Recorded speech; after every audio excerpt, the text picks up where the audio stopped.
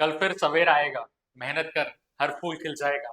आज जो थक कर रुक गए हो तुम, कल वही हौसला तुम्हें मंजिल तक पहुंचाएगा। कैसे है दोस्तों?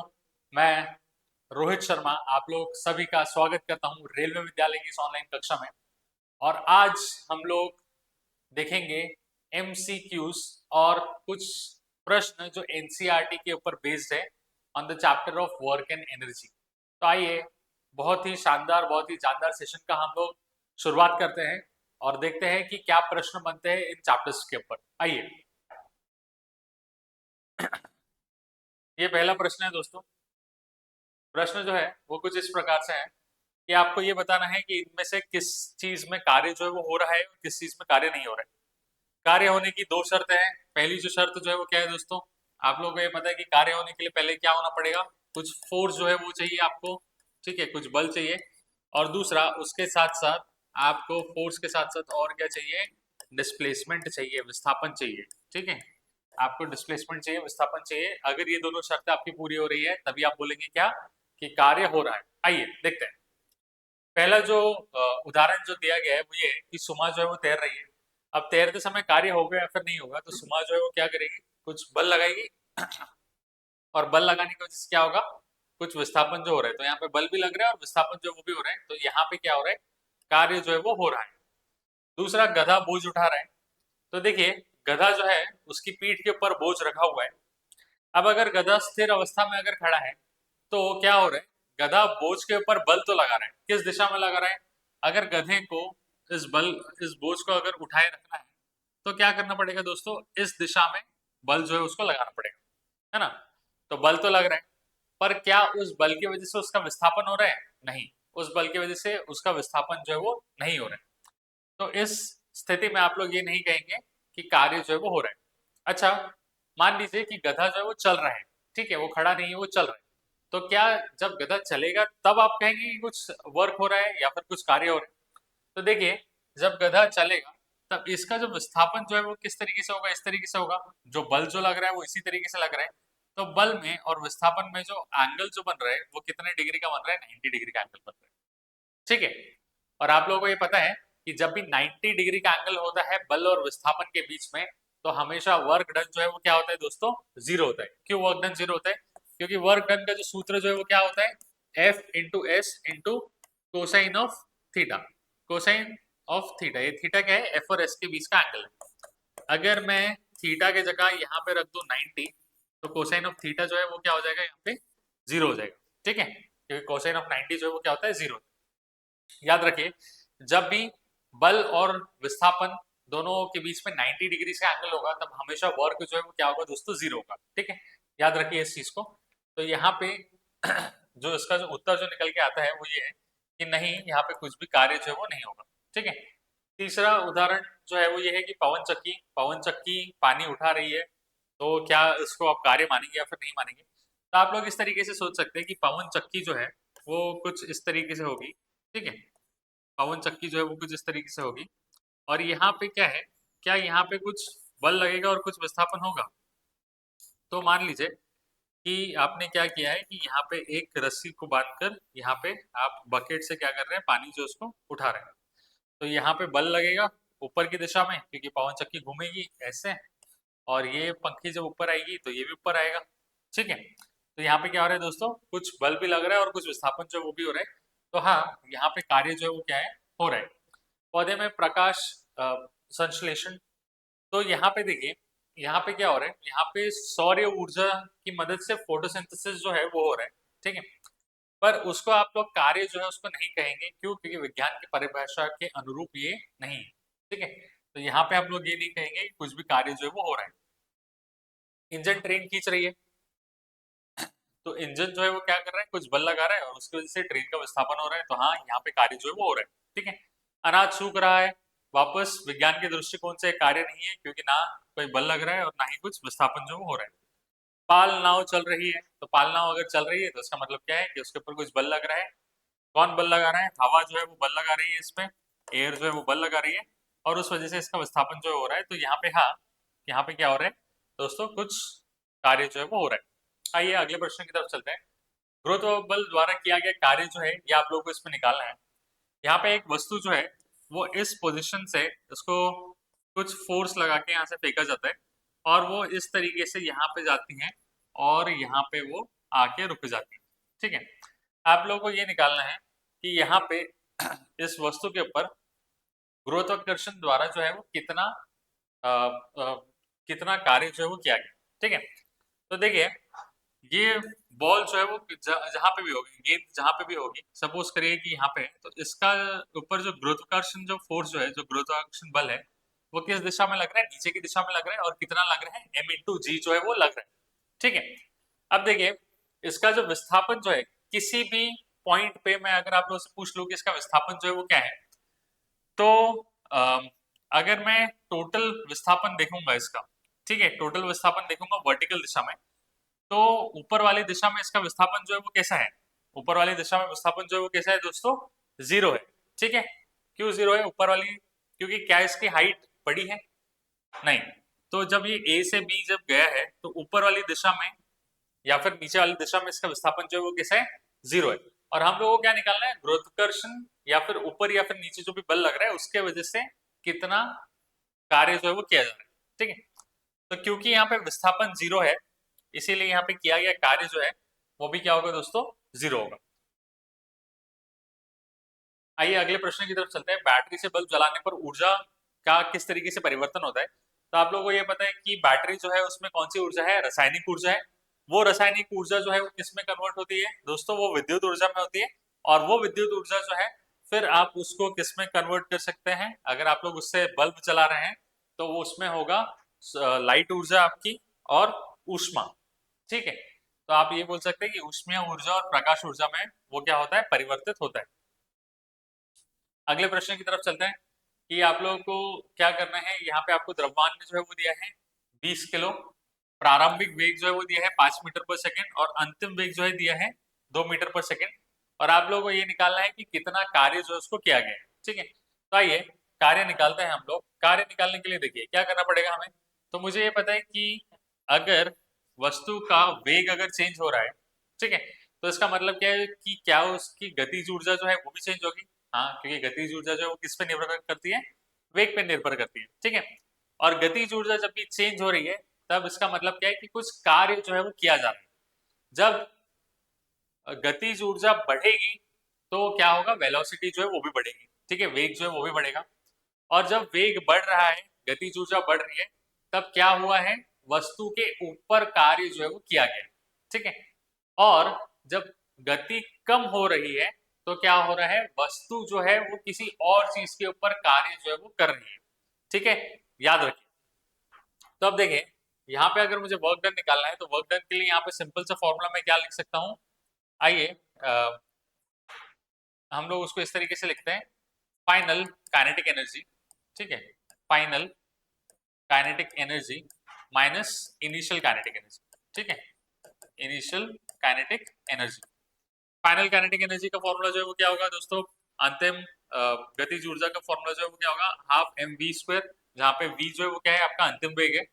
और प्रारंभिक जो है उसके लिए क्या होगा? हाफ एम यू स्क्वायर, जहाँ पे यू जो है वो क्या है? आपका प्रारंभिक वेग है। ठीक है, अब आपको सिंपल सिर्फ क्या करना है, इसमें सिर्फ वैल्यू जो है उसको डालना है। तो 1/2 एम जो है वो दोनों में कांस्टेंट है 20, क्या हो गया? V square minus you square मतलब 5। जो आपका जो अंतिम जो है वो कितना है? 2 है। और प्रारंभिक जो है वो कितना है? 5 है। ठीक है, तो ये क्या हो जाएगा? 1/2 इंटू 20 इंटू 2 का स्क्वायर होता है कितना दोस्तों? 4। 5 का स्क्वायर होता है 25। ठीक है, तो अगर आप लोग 25 में से अगर 4 अगर निकाल देंगे, सॉरी माफ कीजिए, 4 में से अगर 21 आप माइनस करेंगे तो यहाँ पे जो आंसर जो आएगा वो कितना आएगा? -21। 2 वन जा और 2 टेन जा यहाँ पे चले गया। तो यहाँ पे जो उत्तर जो आपका निकल के आ रहा है वो कितना निकल के आ रहा है? -210 जूल्स। ठीक है, यहाँ पे जो वर्क डन जो है वो कितना निकल के आ रहा है दोस्तों? -210 जूल्स। अब यहाँ पे कार्य जो है वो नेगेटिव है। ठीक है, क्यों नेगेटिव है? क्योंकि कार्य जो है वो क्या हो रहा है? किया जा रहा है। कार्य जो है वो क्या हो रहा है? किया जा रहा है वस्तु के द्वारा। अगर मैं वस्तु के ऊपर अगर कार्य करता था तो वो कैसा आता था? पॉजिटिव आता था। ठीक है, आइए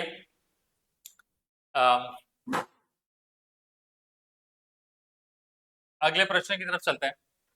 तो यहाँ पे ये दिया है कि 10 किलो का एक पिंड जो है वो ए से बी तक क्षैतिज चलता है। आप लोगों को ये निकालना है कि कितना कार्य किया जा रहा है इस पे गुरुत्वाकर्षण बल के द्वारा। तो देखिए गुरुत्वाकर्षण बल जो है वो नीचे की तरफ लग रहे हैं और इसका जो विस्थापन जो है वो इस तरह हो रहा है। दोनों के बीच का जो एंगल जो है वो कितना है दोस्तों, 90 डिग्री का एंगल है। और जब भी 90 डिग्री का एंगल होता है तो वर्क डन जो है वो हमेशा कैसा होता है दोस्तों, 0 होता है।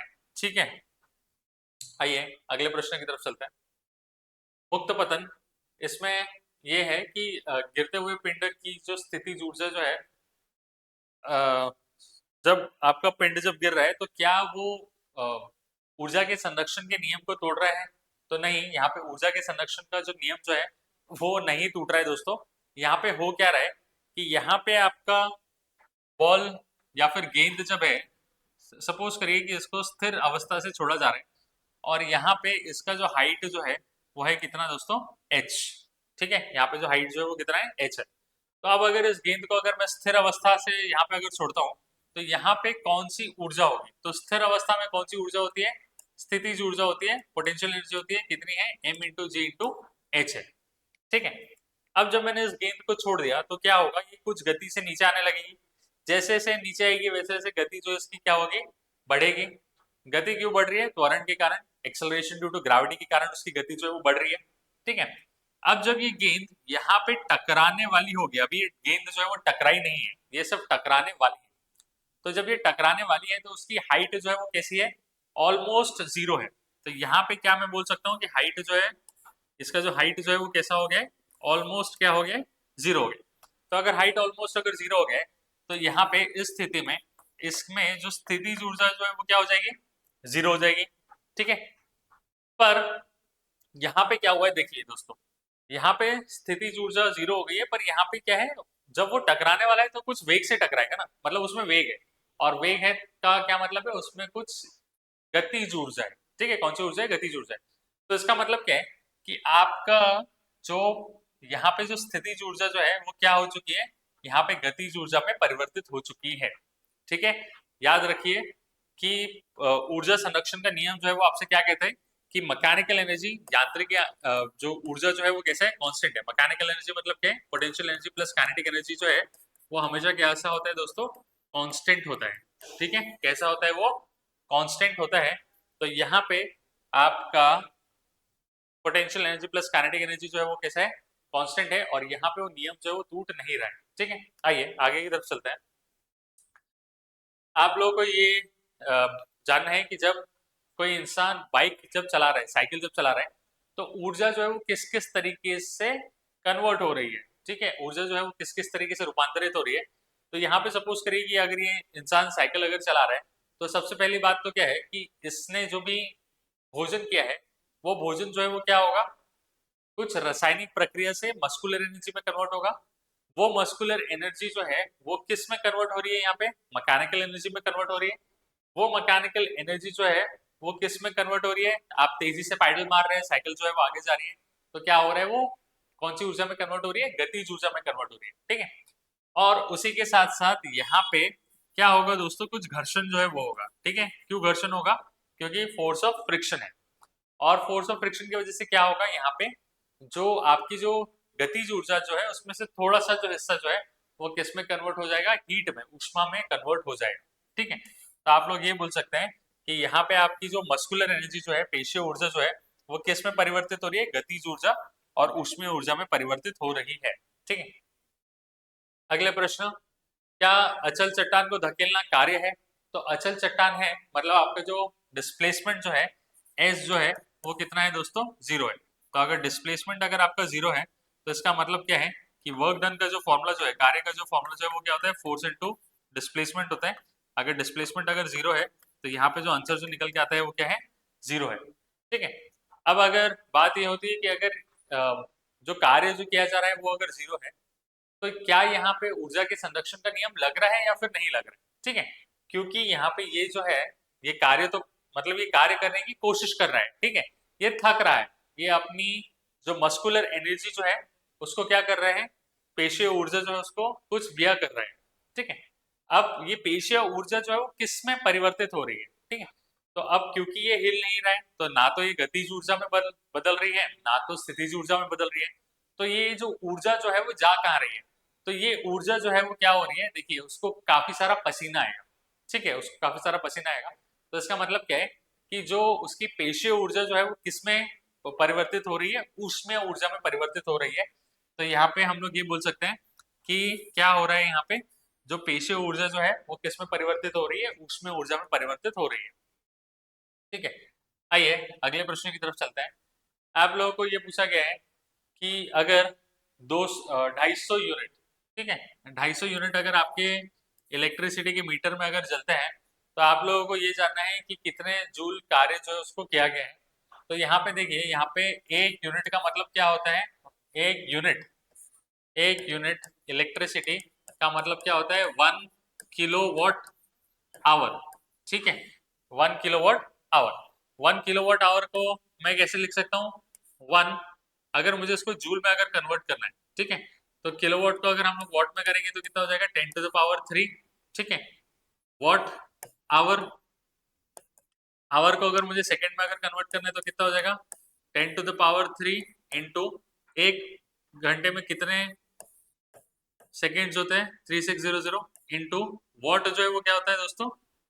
वॉट जो होता है वो होता है जूल पर सेकंड, इंटू आवर जो है वो आपका किस में कन्वर्ट हो चुका है? सेकंड में। तो यहाँ से सेकंड सेकंड जो है वो कैंसिल हो जाएंगे। तो इसका मतलब क्या है कि 1 यूनिट में कितने जूल्स होते हैं?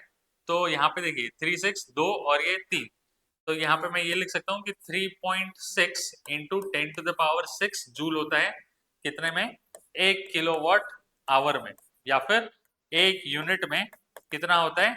3.6 इंटू 10⁻6 जूल होता है, ठीक है। तो इसका मतलब यह है कि अगर आपको यूनिट को अगर जूल में अगर कन्वर्ट करना है तो आपको 3.6 इंटू 10⁻6 से मल्टीप्लाई करना है। तो यहाँ पे 250 है, तो 250 का हम लोग सिंपल सिर्फ क्या करेंगे, इससे 3.6 इंटू 10⁻6 से गुना कर देंगे, और जो उत्तर जो निकल के आ रहा है वो ये निकल के आ रहा है 900 इंटू 10⁻6। तो इसका मतलब क्या है कि इतना कार्य जो यहाँ पे किया जा रहा है, ठीक है। अगले प्रश्न की तरफ चलते हैं। अगला प्रश्न जो है वो ये है कि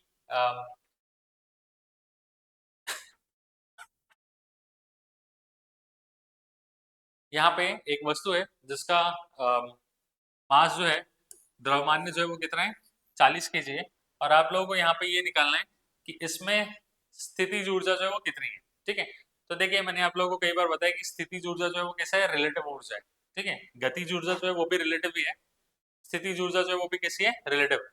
तो इससे मैं कितना कार्य करवा सकता हूँ, ठीक है। तो इससे कार्य अगर करवाने की अगर मुझे क्षमता अगर देखनी है तो मैं क्या कर सकता हूँ? इसे नीचे की तरफ गिरा सकता हूँ, और ये मैक्सिमम जो है वो कितना डिस्टेंस गिर सकते हैं?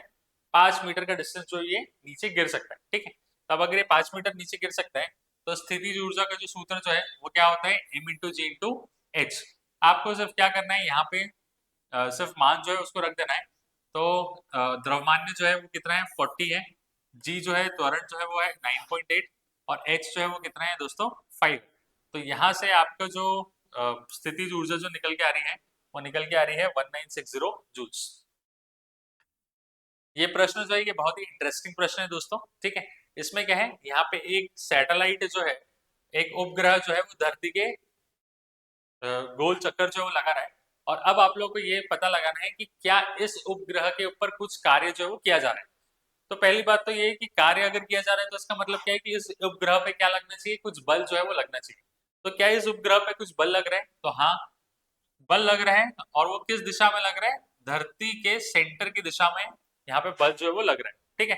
धरती जो है वो क्या कर रही है? उस उपग्रह को खींच रही है अपनी तरफ, ठीक है।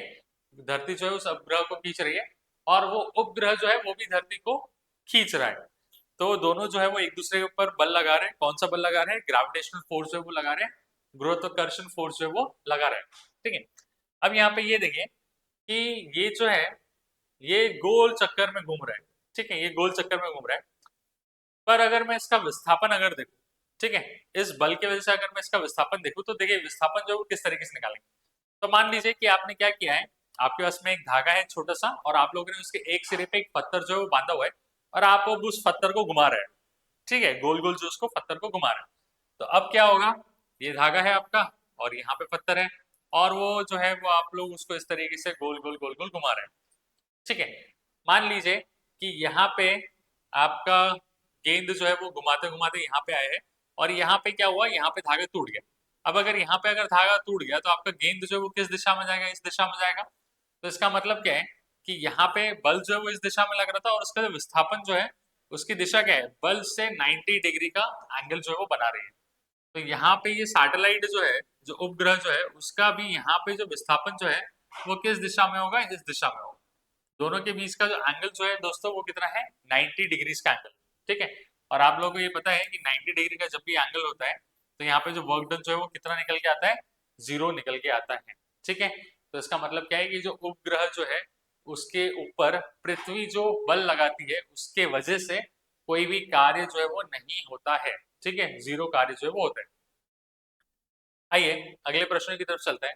अगला प्रश्न जो वो कुछ इस प्रकार से है कि अगर किसी पिंड पर लगने वाले किसी भी बल की अनुपस्थिति में इसका विस्थापन क्या हो सकता है या फिर नहीं हो सकता है। ठीक है, ये आप लोगों को जानना है कि in the absence of any external applied force whether there can be some displacement. ठीक है, ये आप लोगों को देखना है। तो अब देखिए, अगर ये गेंद अगर है और ये अगर स्थिर अवस्था में है, ठीक है, ये पृथ्वी पे है, स्थिर अवस्था में है और इसके ऊपर अगर कोई भी बल अगर नहीं लग रहा है तो क्या इसका विस्थापन हो सकता है, नहीं होगा। ठीक है, क्यों, क्योंकि अगर वो स्थिर अवस्था में है और अगर मुझे उसकी अवस्था को अगर बदलना है तो मुझे क्या करना पड़ेगा, कुछ बल जो उसको लगाना पड़ेगा। ठीक है, बिना बल लगाए इसका विस्थापन जो है वो नहीं हो सकता। कब, जब वो पृथ्वी में है और स्थिर अवस्था में। ठीक है, ये हो गया पहला केस।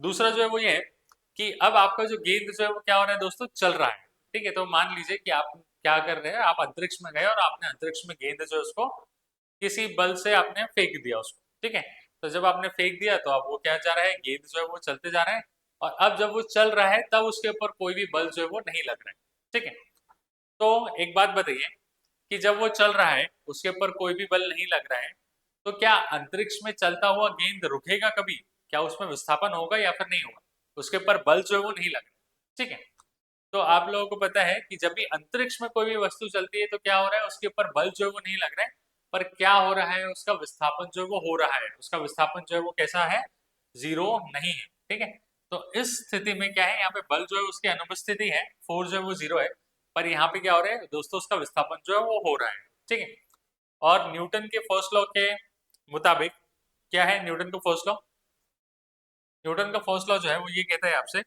कि फोर्स जो है वो कितना है, फोर्स इज इक्वल टू क्या होता है, मास इनटू एक्सेलरेशन। अब अगर इस स्थिति में अगर इसके ऊपर जो बल जो लग रहा है अगर वो 0 है तो इसका मतलब क्या है कि आपका मास इनटू एक्सेलरेशन जो है वो क्या है दोस्तों, 0 है। अब मास तो 0 हो नहीं सकता, तो इसका मतलब क्या है कि एक्सेलरेशन जो है वो क्या है दोस्तों, 0 है। और एक्सेलरेशन अगर 0 है तो इसका मतलब क्या है कि आपका जो वेलोसिटी जो है दोस्तों वो कैसा है, कांस्टेंट है। ठीक है, वेलोसिटी जो है वो कैसा है, कांस्टेंट है। आपका वेग जो है वो बदल नहीं रहा है क्योंकि त्वरण जो है वो कैसा है, 0 है। तो हाँ, आपका विस्थापन जो है वो हो सकता है, बस शर्त जो है वो क्या है कि अगर आपका वस्तु अगर समान अवस्था से चल रहा है, ठीक है, और उसके ऊपर अगर कोई भी एक्सटर्नल फोर्स अगर नहीं लग रहा है जैसे कि स्पेस में होता है, तो उस केस में क्या होगा, उसका विस्थापन जो है वो होगा। ठीक है, आइए अगले प्रश्न की ओर चलते हैं। अगला प्रश्न जो है वो कुछ इस प्रकार से है कि ये एक भैया है, इन्होंने अपने सर के ऊपर एक काफी भारी गठरी जो है वो पकड़ के रखी है, 30 मिनट से पकड़ के रखी है और ये पूछा गया है कि क्या कुछ कार्य जो किया जा रहा है या फिर नहीं किया जा रहा है। ठीक है, तो अब अगर ये इस तरीके से अगर गठरी पकड़ के खड़े हैं तो क्या नहीं हो रहा है, यहाँ पे विस्थापन जो है वो नहीं हो रहा है, और विस्थापन नहीं हो रहा है तो कार्य जो है वो नहीं हो रहा है। ठीक है, ये पहली कंडीशन हो गई। दूसरी कंडीशन क्या है कि अब ये जो है अपने सर पे टोकरा लेके चल रहा है। ठीक है, अब चल रहे हैं तो क्या हो रहा है, इसका विस्थापन हो रहा है। ठीक है, पर विस्थापन जो वो किस दिशा में होगा दोस्तों, विस्थापन जो वो इस दिशा में होगा, और इन भैया ने इसके ऊपर किस दिशा में बल लगा रखा है, इस दिशा में बल लगा रखा है। दोनों के बीच का जो एंगल जो है वो कितना है दोस्तों, 90 डिग्री का एंगल है। ठीक है, तो अगर 90 डिग्री का एंगल अगर है तो आप लोगों को पता है कि कार्य जो है वो क्या होगा दोस्तों, 0 होगा। ठीक है, तो दोनों ही कंडीशंस में जब वो गठरी लेके खड़े हैं और जब वो गठरी के साथ में चल रहे हैं तो दोनों केस में जो विस्थापन, माफ कीजिए, दोनों केस में जो कार्य जो किया गया है वो कैसा होगा दोस्तों, 0 होगा। आइए अगले प्रश्न की तरफ चलते हैं। अगला प्रश्न जो ये है कि एक विद्युत हीटर ऊष्मा की घोषित शक्ति जो है वो कितनी है दोस्तों, 1500 वाट है। ठीक है, 1500 वाट है।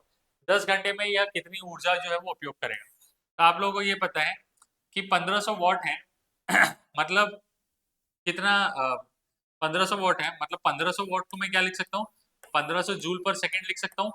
ठीक है, 1500 जूल पर सेकंड लिख सकता हूँ। और मुझे जो समय जो दिया गया है वो कितना दिया गया है दोस्तों, यहाँ पे 10 घंटे जो है वो दिया गया है। तो यहाँ पे पावर जो है वो कितना है, शक्ति जो है वो कितनी है, 1500 जूल पर सेकंड है। ठीक है, यहाँ पे टाइम जो है वो कितना दिया है, 10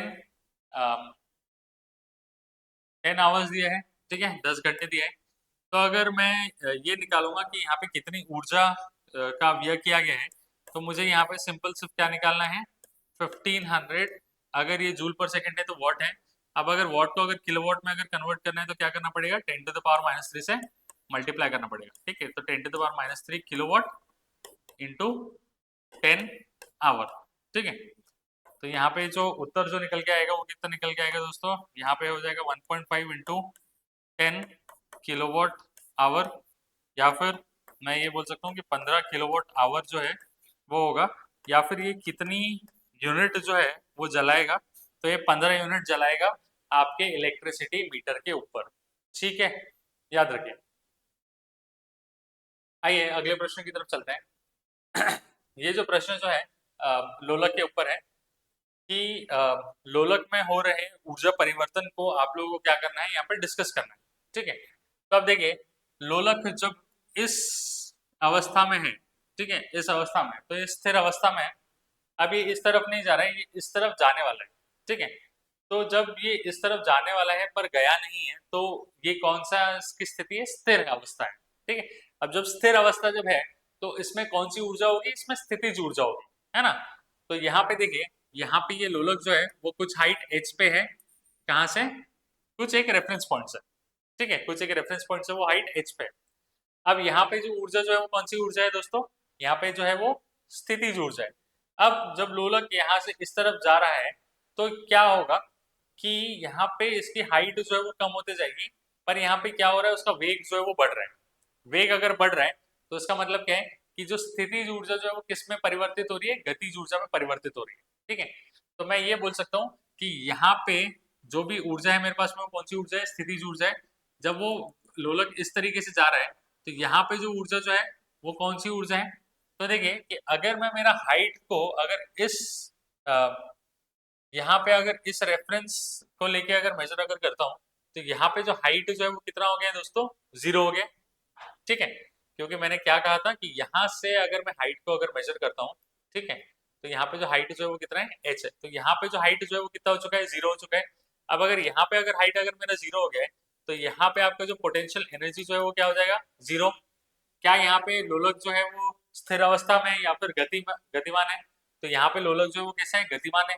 ठीक है, अब वो इस दिशा में जा रहे हैं, गतिमान है मतलब क्या है, वहां पे कौन सी ऊर्जा है, गतिज ऊर्जा है। ठीक है, तो इसका मतलब क्या है कि यहाँ पे जो भी आपके इसमें स्थितिज ऊर्जा थी, अब वो क्या हो चुकी है दोस्तों, यहाँ पे वही स्थितिज ऊर्जा जो है वो गतिज ऊर्जा में परिवर्तित हो चुकी है। ठीक है, अब क्या होगा कि आपका लोलक जो है वो वापस इस तरफ चल रहा है, और अब यहाँ पे जाके वो क्या होगा, वो यहाँ पे जाके वापस दिशा में आने लगेगा। ठीक है, पर जब वो आने से पहले यहाँ पे जो हाइट जो है ये वापस कितनी है, h है। ठीक है, तो इसका मतलब क्या है कि यहाँ पे आपकी जो गतिज ऊर्जा जो है वो वापस किस में कन्वर्ट हो गई है, किस में परिवर्तित हो गई है, स्थितिज ऊर्जा में परिवर्तित हो गई है। ठीक है, तो अगर आपके इसमें एक आइडियल लोलक है, एक आइडियल पेंडुलम है, तो आइडियल पेंडुलम में क्या होगा, आइडियल पेंडुलम जो वो हमेशा इस तरीके से करता ही रहेगा। ठीक है, वो कभी भी रुकेगा नहीं। ठीक है, क्यों नहीं रुकेगा, क्योंकि आपकी स्थितिज ऊर्जा जो है वो किसमें परिवर्तित हो रही है, गतिज में, गतिज जो है वो वापस स्थितिज में, स्थितिज जो है वो वापस गतिज में होगी, गतिज जो है वो वापस स्थितिज में होगी।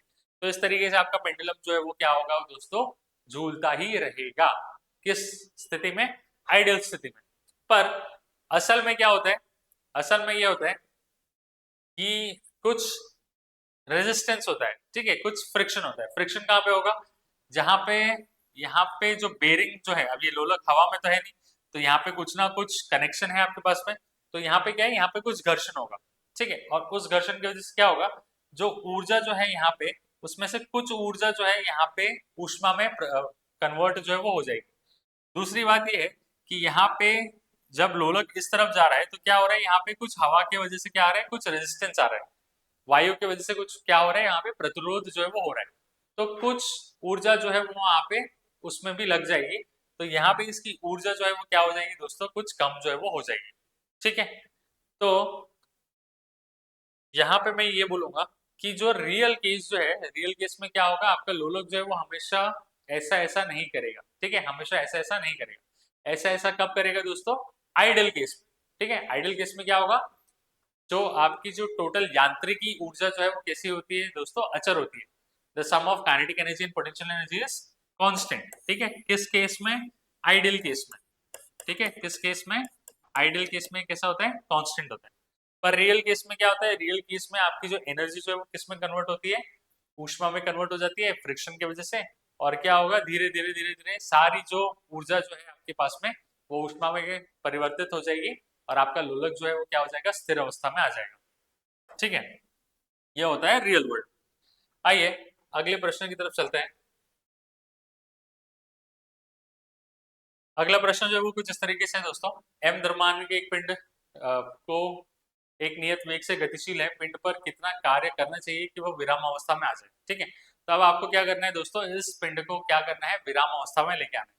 जब आप पिंड को विराम अवस्था में लेके आएंगे तो उसकी जो अंतिम जो गति जो है, अंतिम जो गति जो है v जो है वो क्या हो जानी चाहिए, 0 हो जानी चाहिए। ठीक है, तो आप लोग ये बोलेंगे कि अंतिम गति जो है वो क्या हो जानी चाहिए, 0 हो जानी चाहिए। कितना कार्य किया गया है, तो कार्य किया गया है हम लोग कैसे निकालते हैं, इनिशियल काइनेटिक एनर्जी है ना, initial kinetic energy minus final kinetic energy. ठीक है, इनिशियल काइनेटिक एनर्जी कितना है, हाफ एम, और इसकी जो इनिशियल वेलोसिटी जो है वो दिया है कितना, v। ठीक है, half m v square minus half m u square. ठीक है, माफ कीजिएगा दोस्तों, वर्क डन जो है वो आप लोग कैसे देते हैं, चेंज इन काइनेटिक एनर्जी से देते हैं। तो चेंज इन काइनेटिक एनर्जी क्या होता है, फाइनल माइनस इनिशियल होता है। ठीक है, फाइनल माइनस इनिशियल।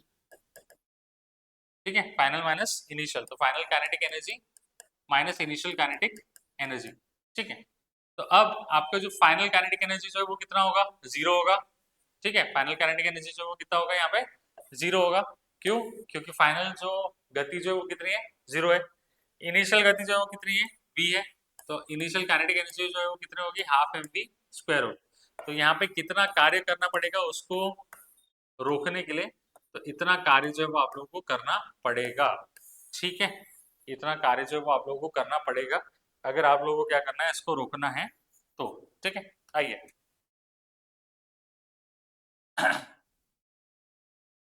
हाँ, अगले प्रश्न की तरफ चलते हैं।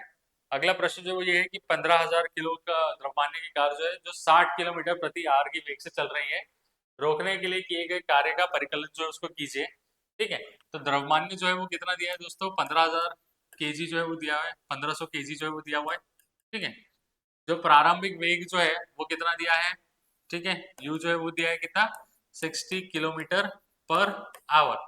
60 किलोमीटर पर आवर को मीटर पर सेकंड में अगर कन्वर्ट करना है तो क्या करना पड़ता है दोस्तों, 5/18 से मल्टीप्लाई करना पड़ता है। ठीक है, तो 60 इंटू 5/18 मीटर पर सेकेंड। ठीक है, अब आप लोगों को ये जानना है कि आपको उस को कार्य जो कार जो उसको रोक रहा है, तो कार को रोकने के लिए क्या करना पड़ेगा आप लोगों को, वर्क डन कितना होगा, final kinetic energy, final kinetic energy minus initial kinetic energy. ठीक है, अंतिम गतिज ऊर्जा में से आपको घटाना होगा प्रारंभिक गतिज ऊर्जा। ठीक है, half m v square minus half m u square. ठीक है, हाफ एम जो है वो कैसा है, कॉमन है, v square minus you square.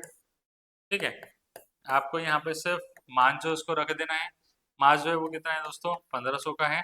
ठीक है, v कितना है, फाइनल वेलोसिटी कितना है, तो दोस्तों फाइनल वेलोसिटी जो है वो कितना है, 0 है। इनिशियल वेलोसिटी जो है वो कितना है, तो 60 इंटू 5/8 वो कितना निकल के आता है आपका, 50/3 निकल के आता है। ठीक है, तो 50/3 का स्क्वायर। अगर आप लोग ये कैलकुलेशन अगर करते हैं तो यहाँ पे आपका जो उत्तर जो निकल के आएगा वो कुछ इस तरीके से निकल के आएगा, -2.08 इंटू 10⁵ जूल। ठीक है। तो यहाँ पे आपका जो उत्तर जो निकल के आ रहा है वो कुछ इस तरीके से निकल के आ रहा है। ठीक है, तो ध्यान रखिए कि जब भी आप लोग किसी भी वस्तु के ऊपर कार्य करते हैं, ठीक है, माफ कीजिएगा, जब ये वस्तु किसी और चीज के ऊपर कार्य करेगा तब इसका ऊर्जा जो है वो क्या होगा, कम होगा।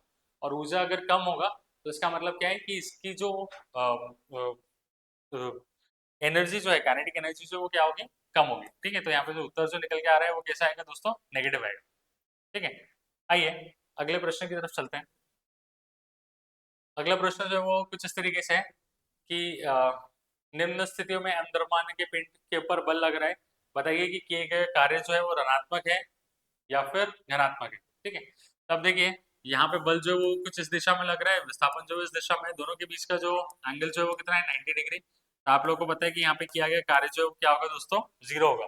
ठीक है, आइए यहाँ पे देखते हैं, यहाँ पे बल जो है वो भी इस दिशा में, विस्थापन जो है वो भी इसी दिशा में है। तो इसका मतलब क्या है, जब दोनों में एक दिशा में होता है तो आपका जो वर्क डन जो है वो कैसा होता है दोस्तों, पॉजिटिव होता है। ठीक है, तो यहाँ पे जो वर्क डन जो है वो कैसा है, धनात्मक है। और जब बल और विस्थापन दोनों विपरीत दिशा में होते हैं तो आपका जो किया गया कार्य जो है वो कैसा होता है, ऋणात्मक होता है, नेगेटिव होता है। ठीक है, याद रखें। आइए अगले प्रश्न की तरफ चलते हैं। अगर किसी वस्तु पर त्वरण अगर शून्य हो सकता है, चाहे उस पर कई बल कार्य लग रहे हो, तो क्या आप इससे सहमत हैं या फिर नहीं है, आप ये बताइए। ठीक है, तो आपको ये देखना है कि बल तो लग रहा है पर त्वरण जो है वो कैसा है, शून्य है, 0 है। तो त्वरण शून्य है का क्या मतलब है, बल लग रहा है पर त्वरण जो है वो कैसा है, शून्य। तो यहाँ पे आप लोगों ने क्या किया है कि कुछ फोर्स जो है उसको अप्लाई किया है। ठीक है, अब क्या हो रहा है कि यहाँ पे बिकॉज ये जो बक्सा जो है ये जमीन के साथ में क्या है दोस्तों, कांटेक्ट में है। तो यहाँ पे क्या होगा, यहाँ पे घर्षण जो है उसके वजह से भी एक बल लगेगा, और उस बल को आप लोग क्या कहते हैं, फ्रिक्शन फोर्स कहते हैं, घर्षण बल जो है वो कहते हैं। ठीक है, अब अगर ये दोनों अगर बराबर है, अगर ये दोनों अगर बराबर है तो क्या ये बक्सा हिलेगा, नहीं हिलेगा। अब अगर ये बक्सा अगर नहीं हिल रहा है तो आपका वेलोसिटी जो है वो क्या होगा, 0 होगा। वेलोसिटी 0 होगा तो आपका एक्सेलरेशन जो है वो भी कैसा होगा दोस्तों, 0 होगा। तो हाँ, ऐसा हो सकता है कि अगर आपका नेट फोर्स अगर 0 है, ठीक है, भले ही बल अगर लग रहा है, पर जब आप सारे फोर्सेस को जब मिला देते हैं तो वो फोर्स आपको देखना है। ठीक है, जब नेट फोर्स किसी भी ऑब्जेक्ट के ऊपर 0 होगा तब उस केस में क्या होगा, त्वरण जो है वो कैसा होगा दोस्तों, 0 होगा, शून्य होगा। ठीक है, आइए अगला प्रश्न जो वो ये है कि 4 युक्तियां जिनमें प्रत्येक शक्ति 500 वॉट है, 10 घंटे तक उपयोग में लाई जाती है, इनके द्वारा की गई ऊर्जा का परिकलन जो उसको आप लोगों को करना है। ठीक है, तो यहाँ पे 4 है। ठीक है, यहाँ पे 4 है, इनमें से शक्ति जो है वो कितना है, 500 वॉट है हर एक की शक्ति। तो अगर मैं ये देखता हूँ टोटल शक्ति अगर देखता हूँ तो वो कितना हो जाएगा, 4 है क्योंकि, तो 4 इंटू 500 वॉट हो जाएगा। ठीक है, इसको मैं क्या कर सकता हूँ, इसको मैं किलोवाट में कन्वर्ट कर सकता हूँ। ठीक है, तो ये कितना हो जाएगा, 4 5 से कितना होता है, 20, और यहाँ पे 2 जीरो वॉट, या फिर मैं लिख सकता हूँ कितना, 2 किलो वॉट। ठीक है, तो अगर मैं यहाँ से ई जो है वो अगर निकालता हूँ तो मुझे क्या करना पड़ेगा, ये जो 2 किलो वॉट है इसको क्या करना पड़ेगा, 3.6 टू इंटू, अगर मुझे इसको कन्वर्ट करना है कि इसमें कितने घंटे हैं आपके पास में, 10 घंटे हैं। ठीक है, तो 2 इंटू 10, तो यहाँ पे आंसर जो निकल के आ रहा है वो कितने में निकल के आएगा, किलोवाट आवर में निकल के आएगा। तो यहाँ पे आपका जो उत्तर जो निकल के आ रहा है वो कितना निकल के आ रहा है, 20 किलोवाट आवर जो है वो निकल के आ रहा है। तो आप 20 यूनिट जो है, यहाँ पे क्या होगा दोस्तों, 20 यूनिट जो है उसका व्यय होगा। ठीक है, अब आप इस 20 यूनिट को क्या कर सकते हैं, जूल में कन्वर्ट कर सकते हैं। तो अगर आप लोग उसको जूल में अगर कन्वर्ट करते हैं तो 20 इंटू क्या था हमारा इक्वेशन, 3.6 इंटू 10⁶ जूल होता है। ठीक है, तो यहाँ पे आप लोग अगर इसको करेंगे तो ये कितना हो जाएगा, 7.2 इंटू 10⁻7 जूल जो है वो निकल के आएगा। ठीक है, आइए अगला प्रश्न जो है वो देखते हैं।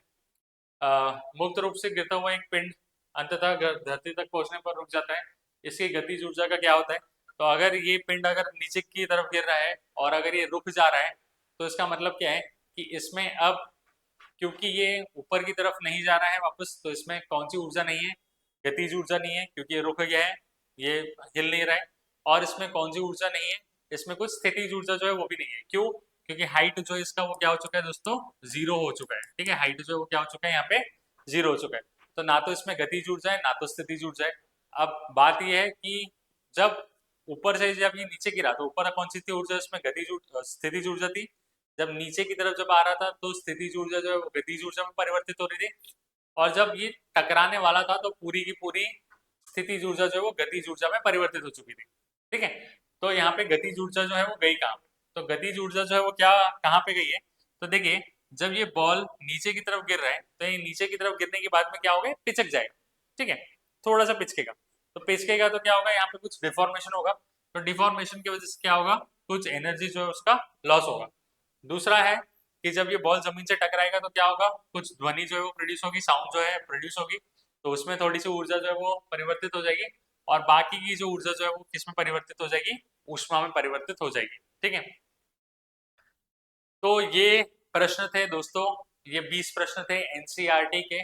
ठीक है, आशा करता हूँ कि आप सभी लोगों का कंसेप्ट जो इसमें क्लियर हुआ होगा कि किस तरीके से कार्य, ऊर्जा और शक्ति के ऊपर अलग अलग न्यूमेरिकल जो है वो बनते हैं, एनसीईआरटी में हम लोगों ने देखा है। ठीक है, अब हमारी जो अगली जो क्लास होगी उसमें हम लोग क्या करेंगे, लाइव प्रीवियस ईयर क्वेश्चन जो उसको सॉल्व करेंगे, जो कि प्रश्न आए हुए हैं रेलवे में पिछले एग्जाम्स में। ठीक है, आरआरबी ग्रुप डी हो गए, एएलपी टेक हो गया, आरआरबी जेई हो गया, तो ये सारी एग्जाम्स में आए हुए प्रश्न इन चैप्टर के ऊपर हम लोग सॉल्व करेंगे। तो बने रहिए दोस्तों हमारे साथ में, लाइक करिए, सब्सक्राइब करिए, शेयर करिए, और कल फिर से आपसे मैं मिलूंगा, कल फिर हमारी मुलाकात होगी, और कल फिर हम लोग क्या करेंगे, बहुत सारे क्वेश्चन जो उसको सॉल्व करेंगे। तब तक के लिए अलविदा लेता हूँ आपसे, ध्यान रखिए, सुरक्षित रहिए।